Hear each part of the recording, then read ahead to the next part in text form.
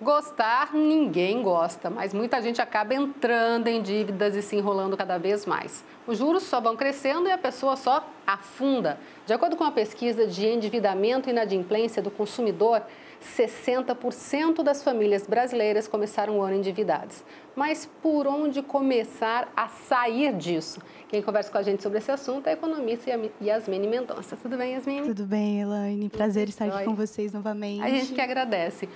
Bom, a pessoa, vamos supor, entre hoje e amanhã recebe o pagamento e já vê que não dá para pagar as contas. O que a pessoa faz, Yasmine? Chora? Bom, não, na verdade tem que entrar em ação, né? Então, agora há pouco vocês estavam falando da procrastinação e tem que evitar isso. Se já viu que no início do mês não vai dar para pagar as contas, antes que elas vençam, é importante procurar uma solução. Então, aí, agora de imediato, talvez uma renda extra, é possível? Será que eu consigo uma renda extra? De último caso, eu consigo um empréstimo que seja mais barato do que aqueles juros que eu vou pagar daquela dívida? O exemplo, cartão de crédito é uma das dívidas mais caras, né, que a gente tem hoje no Brasil. As taxas de juros anuais chegam a 400% ao ano, então é muito alto. Talvez a pessoa consiga empréstimos que ela vai pagar a taxa de juros, todo empréstimo vai ter, mas uma taxa de juros menor. Então, quer dizer que a dívida vai crescer em proporções menores. Então, talvez possa ser uma solução também. Mas isso são soluções de curto prazo, né, para resolver aquilo que já está ali e não tem o que fazer. E aí é necessário ações que sejam mais sustentáveis para evitar chegar nesse ponto. Dizem que uma coisa importante é colocar tudo numa planilha, tudo no papel. Isso vai fazer com que não chegue nessa situação. E mesmo para quem chegou nessa situação, já está endividado, inadimplente, que são aquelas pessoas que já estão com dívidas em atraso mais de 90 dias, o primeiro passo é saber o valor dessa dívida, o montante, né? Então, colocar lá no papel, pesquisar nas empresas em que está endividado e colocar tudo que deve. E aí, depois, colocar tudo que tem para receber também. É preciso começar, assim, pelo mês, né? Não precisa pensar no ano. Vamos primeiro pensar no mês. Dentro daquele mês, a conta está fechando? Se não tiver, volta naquele passo que eu falei da renda extra ou de procurar outra forma de pagar. Se consegue quitar aquela dívida daquele mês, daí começa a planejar para o futuro. Nunca o que você gasta pode ser maior do que você ganha. Então, é preciso cortar aquilo que está te levando a gastar mais. Talvez é o mau uso do cartão de crédito. Então, talvez tenha que ser um pouco aposentado durante um tempo. Talvez é o estilo de vida que você tem que está acima do que você pode pagar. Então, vai precisar cortar também alguns gastos que estão prejudicando aí a sustentabilidade financeira da família. Então, vamos supor, você falou essa parte de um estilo de vida que não está condizendo. Por exemplo, uma coisa que dá para cortar. Mercado, em vez de comprar um monte de coisa, compra menos. Em vez de comprar roupa, compra menos. O que dá para fazer nesse sentido? A pessoa pode começar pelas contas básicas. O que é básico, que sem aquilo ela realmente não consegue sobreviver? E aí começa pelo básico que seja fixo.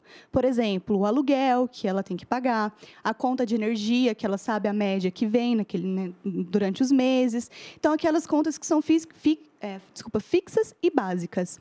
Depois, ela compara o valor que ela tem para receber de salário e com aquilo que ela tem para pagar. Se tiver sobrando um pouco, isso que está sobrando, que ela vai poder alocar nesses itens que você comentou. Por exemplo, as compras, né, as roupas ou presentes. Eu tenho dinheiro para gastar com isso? Se eu não tenho, o quanto que é o mínimo necessário que eu preciso?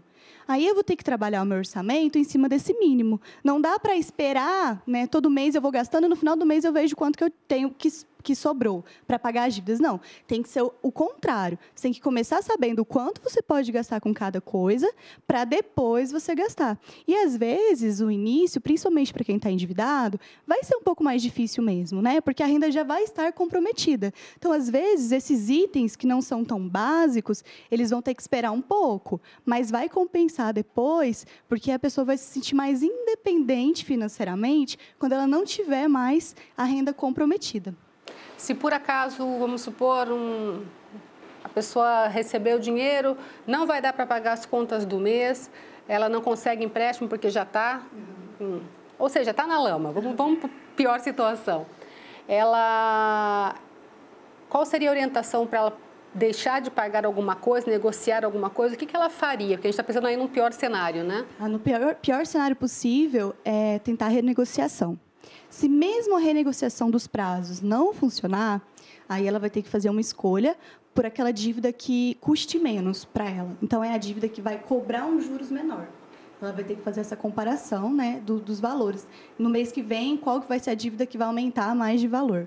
Mas a gente espera que isso não aconteça. Exatamente, que não se chegue nessa Por situação. Isso, o planejamento, né? Mas realmente, infelizmente, a realidade das famílias brasileiras, né? Como você comentou alguns dados de inadimplência, a cada 10 brasileiros em idade adulta, 4 estão endividados, 4 estão com contas e atrasos, na verdade. Então, realmente é preciso mudar um pouco a cultura mesmo, né? A relação com o dinheiro.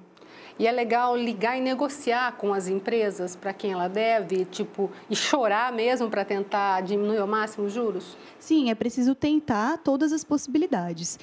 Simplesmente deixar a conta vencer e se preocupar só no próximo mês é a pior opção.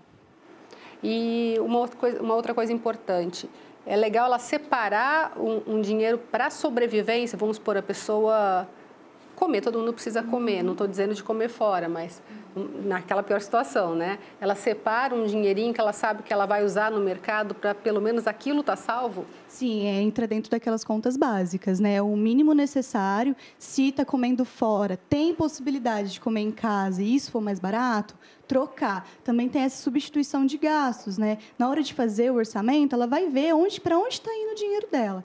E aí ela consegue identificar o que dá para trocar. Mas também não tem como ficar sem o básico, né? E a reserva de emergência, que é algo que a gente sempre recomenda que a pessoa tenha, um dinheiro guardado ali para caso imprevistos aconteçam. No caso de quem está endividado, aí é um pouco relativo. Porque se você tem uma reserva de emergência, por exemplo, na poupança, está guardado lá um dinheiro na poupança, e está endividado no cartão de crédito, não é uma escolha racional, porque a sua dívida do cartão de crédito vai crescer muito mais rápido do que o seu rendimento da poupança. Então, também precisa verificar isso. Será que compensa? Estou endividado, mas estou deixando dinheiro na poupança. Às vezes, isso não vai compensar. E numa situação dessa extrema, não é legal guardar nada, nem R$10. É importante ter o básico mantido e planejar para aumentar a renda e conseguir quitar o mais rápido possível a dívida.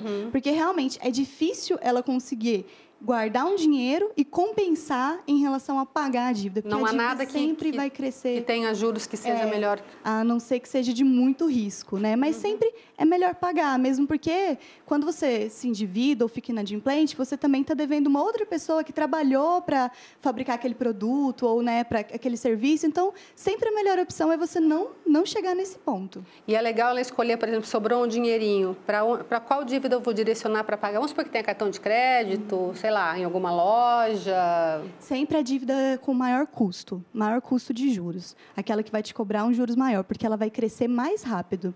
Quanto mais rápido ela cresce, mais difícil ela fica de você quitar.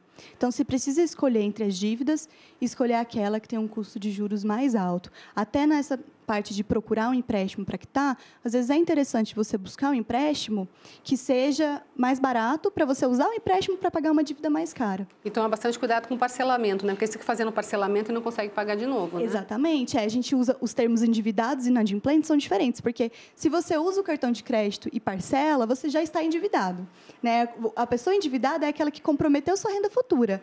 Então, isso gera a inadimplência, né? Talvez a parcela está pequena, só que são várias parcelas pequenas, e no final, se a pessoa não se programa, ela acaba deixando vencer e aí vai pagar um valor muito mais alto, porque inclui os juros. Isso sem falar que às vezes pode ficar sem nada, né? Piorar ainda mais. Exatamente, né? E isso influencia todas as áreas da vida da pessoa, né? O fato de você estar endividado ou inadimplente, não poder comprar algo, né? Não ter crédito no mercado, ou dever alguém, às vezes até pessoas da família, isso gera também conflitos. Então, nunca vai ser uma boa ideia. Com certeza. Obrigada, viu?